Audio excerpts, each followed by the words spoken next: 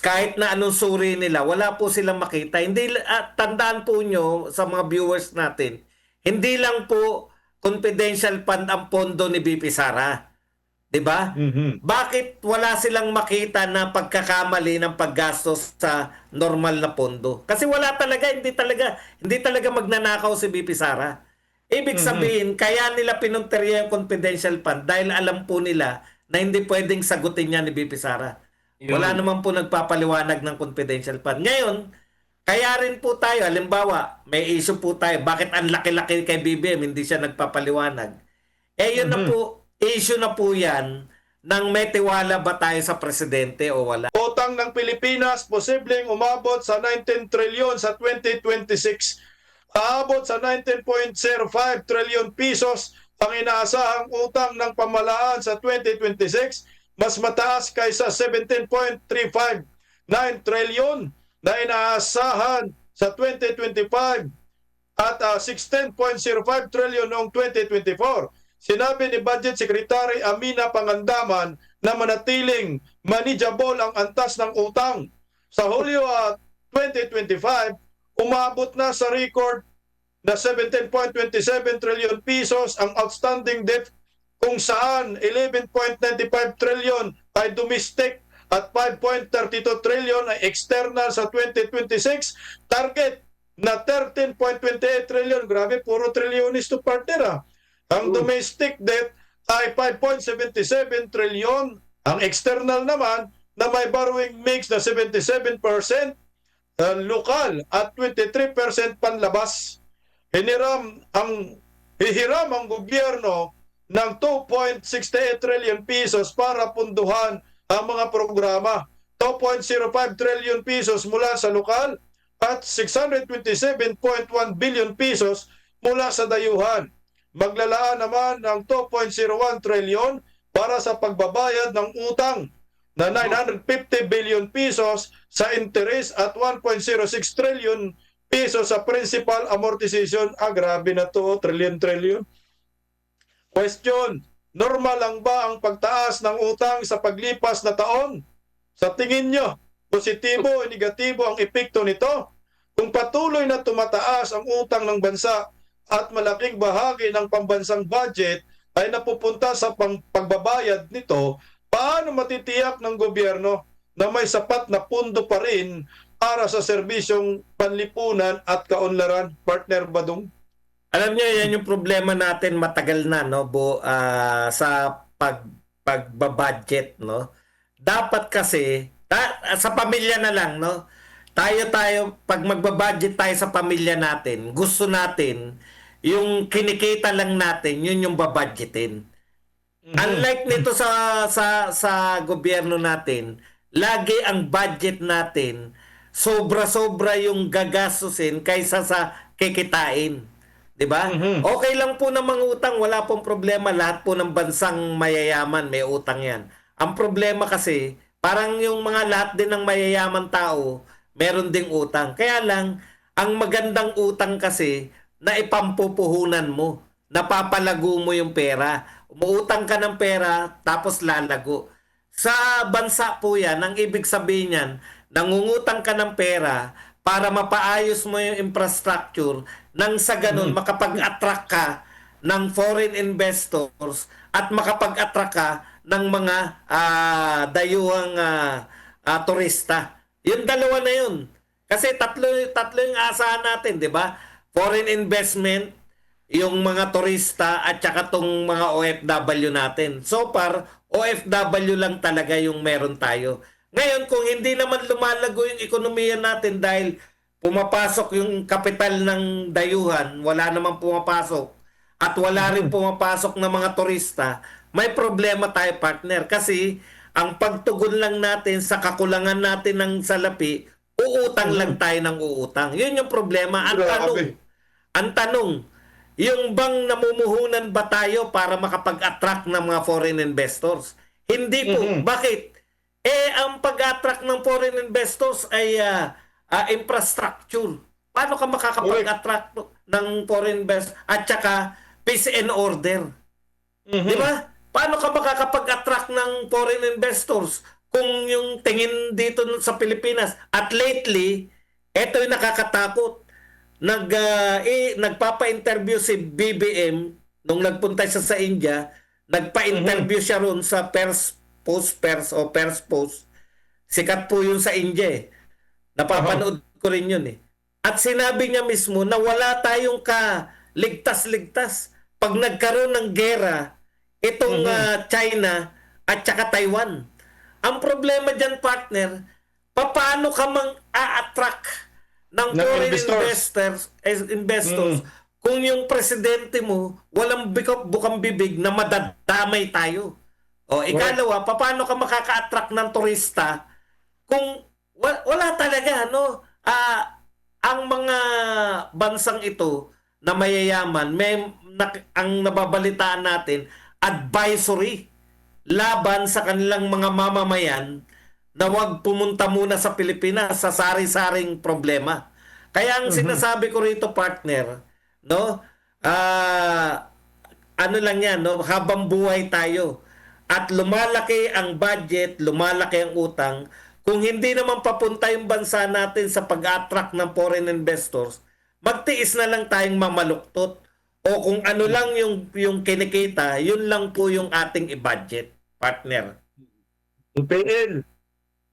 Mga partner, wala naman siguro ang presidente o administrasyon na hindi nakapangutang. Lahat, nakapangutang talaga, partner, loob man o sa labas ng bansa. Pero ang tanong dito, partner, saan na pupunta yung mga inuutang ng gobyerno na tayo rin naman ang magbabayad niyan? Wala naman tayo nakikita mga proyekto, partner. Sa madaling salita, negatibo, partner. Nakakapagtaka, napakalaki ng utang na natin. Mantakin ninyo, 3 taon pa lang ba itong administrasyon na ito? Halos mahigitan niya na yung utang ng nakaraang administrasyon na 6 na taon. Sa 6 na taon ng Pangulong Duterte, ikukumpara mo sa administrasyon na ito na hindi pa tapos yung kanyang termino o yung kanyang administrasyon, nahigitan niya na yata, partner, yung naging utang ng nakaraang administrasyon. Saan napunta? Wala tayong nakikitang proyekto. Higit sa lahat, partner, inaangal ng ating mga kababayan itong mga pagbaha na hindi nga nila masolusyonan. Tuloy, buti na lang merong isang negosyanteng sikat na mayaman talaga ang tumulong sa gobyerno para kahit papaano maresolba ang pagbaha sa Metro Manila. Nang sa ganun, makaakit tayo ng mga foreign investor sa ating bansa na hindi naisip ni minsan nitong ating Pangulo na resolbahin niya problema na yan. Di ba, partner? Ang tanong dito, partner, meron pa bang sapat na pondo ang ating gobyerno? Sa palagay ko, partner, wala na. Kaya nga mangungutang eh. Di ba? Yun. Yun lang. Partner MR. Nakita po na dito yung dahilan kung bakit itong si BP Inday Sara ay gusto talaga nilang mapatalsik or hindi makarating doon sa 2028 presidential election na maging pangulo ng ating bansa. Kasi once na makarating si BP Inday Sara dyan, hindi man ako ganun ka sigurado, pero sa tingin ko, sigurado ako na hihinto, malaki ang hihinto ng pangungutang ng ating bansa. Kasi sa tingin ko, si BP Inday lang yung may formula na paano paganahin ang isang bayan. Ayan, ang kanyang Davao City ay for the record, wala pong utang ngayon. Utang. So, baka mamaya nakita na nila ito na ito yung isa sa paplanuhin ni BP Inday kung paanong nagawa niya doon sa Davao na magawa niya rin sa buong bansa na hindi mangutang. Kasi ayon nga kay partner Buds, may sinasabi na kung sabi nga ng lolo namin, no, kung maigsi ang kumot, matutong mamaluktot. Parang dito ko rin dito ko rin na itugma na na-realize ko ngayon, tama no, ang ating bansa ngayon, kaya pala si BBM pumunta sa India kasi ang kalagayan natin ngayon para tayong isang maliit na vendor or ambulant vendor, at kasi ako dati nag 5-6 din ako sa Bombay. Kaya pala siya nagpunta sa India kasi ang sitwasyon natin sa Pilipinas parang nangungutang sa Bombay na isang maliit na negosyante. Ang problema diyan, hindi ko naman minamaliit kasi dinagdaanan ko rin yan nagpa 5-6. Ganito ang sitwasyon natin mga kababayan. Idaan natin sa isang vendor na katulad ko dati. Unangutang ako sa Bombay.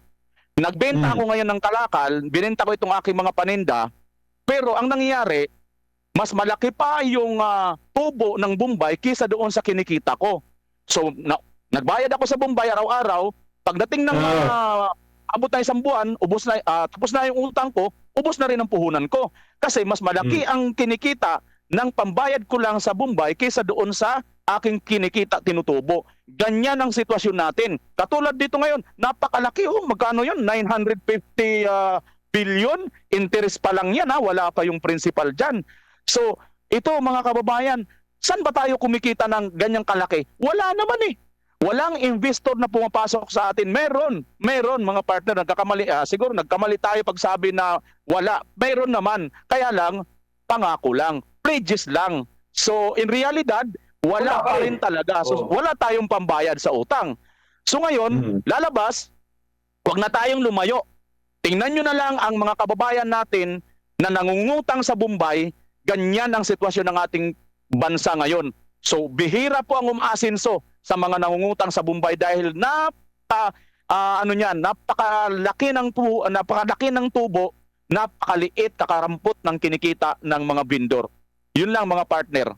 Yun na nga nakakatakot, partner. Di ba pumunta sa Bombay, no? Sa India ba? Sa India, no? Di ba umorder yata ng missile na BAMOS? Ang tanong, magkano ba yun? Di ba kaya 5-6 yun? Tayo dyan. Oo. Utang nyo, partner, sa palagi ko, partner, utang nyo, wala naman tayo 5-6 yun. Parang totoo nga yung sinasabi. Mabuti kang gipit. Sa Bombay kumakapit. Kala ko sa magagalit si Vice Ganda sa bading kumakapit Sa Bombay kumakapit. So, mukhang tama yung sabi ni partner Bimar, di sana magtipid na lang. Kagaya po nito mga kapartner, ano po ang inyong komento dito Ang palasyo. Ang palasyo ay meron pong propose sa National Expenditure Program na confidential ang intelligence funds para sa 2026 ni President Bongbong Marcos na nagkakahalagang 10.77 billion pesos. Samantala sa Office of the Vice President ay zero. Partner Badong, ano mo sasabi mo dito? 10.7 billion confidential funds and intel funds. Sa budget pa rin to, Partner Badong. Alam nyo, wala pong problema. Wala akong nakikitang problema sa intelligence fund at saka sa confidential fund ng mga pangulo at maski ka sa vice president. Kaya napasamayan yung confidential at intelligence fund. Kasi po ginamit nga po yan ng mga detractors ni Vice President Sara Duterte. Kasi wala silang masira Yung lantad na budget, kahit na anong suri nila, wala po silang makita. Tandaan po nyo sa mga viewers natin, hindi lang po confidential fund ang pondo ni BP Sara. 'Di ba? Bakit wala silang makita na pagkakamali ng paggastos sa normal na pondo? Kasi hindi talaga magnanakaw si BP Sara. Ibig sabihin, kaya nila pinunteriya yung confidential fund dahil alam po nila na hindi pwedeng sagutin niya ni BP Sara. Wala naman po nagpapaliwanag ng confidential fund. Ngayon, kaya rin po tayo, halimbawa, may issue po tayo, bakit ang laki-laki kay BBM, hindi siya nagpapaliwanag. Yun na po, issue na po yan, nang may tiwala ba tayo sa presidente o wala. Yung confidential at intelligence fund, normal po yan. Dapat po talaga magkaroon ang matataas na posisyon. Kasi, ibig mo sabihin, katulad ngayon, magkaaway na yung president at vice president. Tinitiyak ko sa inyo, meron pa rin intelligence si Vice President Sara Duterte. Pero diskarte niya na lang yun kung paano siya nakakakuha. Kasi imposible po na mataas na posisyon, wala kan dyan. Hindi po ako, tutol po ako sa mga nagsasabi na dapat yung presidente, wala na yan. Kawawa naman yung presidente kung aasa ka lang sa intelligence ng AFP at ng kung sino pa man. Tandaan nyo, partner, sa kasaysayan ng mga iba't ibang parte ng bansa sa buong daigdig, maraming mga nagkukudita na mga leader ay mga sundalo. Kung aasa ka lang ng intelligence sa mga sundalo at nagkudita, pinipidan ka na pala ng mga maling intelligence dahil Yari ka. oh, 'di ba? Yari ka. Kaya dapat may sarili talaga yung presidente. Dapat din meron din sarili yung vice president. Oo. Yun lang ang tinututulan ko ron. Dapat walang confidential siya para mayari. Joke lang. Master Gabriel. Ba, sabihin mo joke. Hindi narinig yung Joke sinabi mong joke. Yan. Sinabi ko joke lang, ha? Galing hindi sa narinig.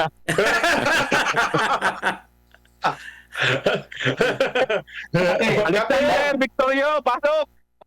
Partner, napakalalaki ng kanilang budget pagdating sa confidential fund at saka intelligent fund, partner. Mahiya-hiya naman sila, baka pwedeng bawasan nila yan, partner. Correct. Oo, idagdag na lang yan sa para sa kaunlaran sa loob sa panloob ng bansa, lalong-lalo na magagamit natin unang-una, partner, sa edukasyon. Pangalawa, sa tulad niyan sa mga kababayan nating hindi kaya makapagpagamot sa ospital dahil walang, lalo na ngayon ang PhilHealth, partner. Marami ng mga kababayan natin na nawawalan na ng gana diyan. Hindi ko naman sila inuudyukan, no, partner, no? Dahil nga dyan sa maanomalyang nangyayari sa PhilHealth, nawawalan na ng gana yung ating mga kababayan. Yang napakalalaking confidential fund at saka intelligent fund Intel funds. o intel fund ng Pangulo, tawasan na lang siguro yan. Tawasan na lang yan para magamit sa tama. Hindi natin alam na saan pupunta kasi wala namang liquidation ng partner eh. Correct. Wala liquidation yan. Masyadong malaki, masyadong magarbo, partner. Pwede naman siguro, partner, yan. Basta gayahin din yung ginawa nila kay Inday Sara, di ba? Pinagpaliwanag, no?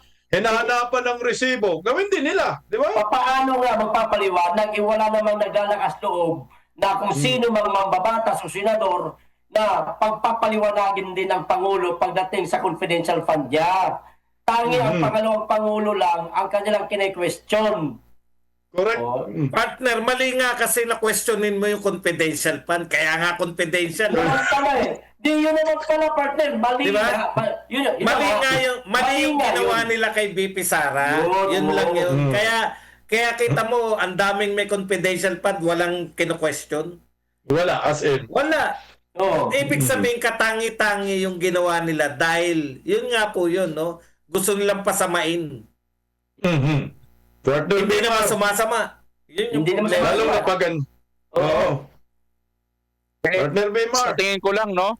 Bagamat si PBBM, si Pangulong Marcos, dapat din talaga, in fairness naman, dapat naman din talaga magkaroon siya ng confidential fund. Ay, nang hiya. Pero, Nang hiya. pero hindi naman sana ganun kalaki kasi nga, una, wala nga yan wala nga yan liquidation, hindi nga po pwede yan na malaman ng taong bayan. Kaya nga tayo naiinis dahil itong kay BP Inday Sara, nakakarampot na nga lang na wala nga sa kalingkingan doon sa Intel Fund ni Pangulong Marcos eh. Yun pa ang kanilang pinag-iinitan. BP Sara, At saka, partner. oo, mga partner, kung bakit ko sinasabi na hindi na niya halos kailangan, bakit kanyo mga partner? Oh, hindi to sa pagano kasi kahit saan siya pumunta parang kakaway-kaway siya sa hangin, wala naman masyadong sa kanya eh. Wala nang kumakaway. Bis tayo, mahal ka namin, lalo na ni Alexander Victorio. Di ba mga partner? Tama. At saka isa pa sa problema dito kay Pangulong Marcos, napakalayo niya kay Pangulong Duterte. Kasi si Pangulong Duterte, andun yung pupwede na tayo sa kamuting kahoy, pupwede na sa mga isda-isda, yung mga simpleng pagkain lang ba dyan sa Malacanang. Ito naman, how ironic naman sa kanya, parte-parte, may mga international pa na mga yung mga composer, yung mga banda. May fireworks pa, partner. May fireworks pa. Oo, mga fireworks. Pagwawaldas ito yung walang kapararakan na paggagasta, pagwawaldas ng pera na not necessary na talaga, hindi na ito kinakailangan. So, kung hindi lang siguro ito naging gawain, katulad lang sana siya ni Tatay Digong, malamang hindi tayo babaon ng ganito kalaking utang. Biruin nyo, wala naman tayong nakikitang project, pero over talaga sa nangyayari ngayon sa kay Pangulong Duterte na plus factor pa, may pandemic at hindi lang naman Pilipinas ang tinamaan, buong mundo yun eh. So, nakagawa pa si Tatay Digong ng proyekto. Kung hindi nagtipid si Tatay Digong at hindi marunong mag-budget at hindi burara sa Baon tayo. pananalapi, Baon.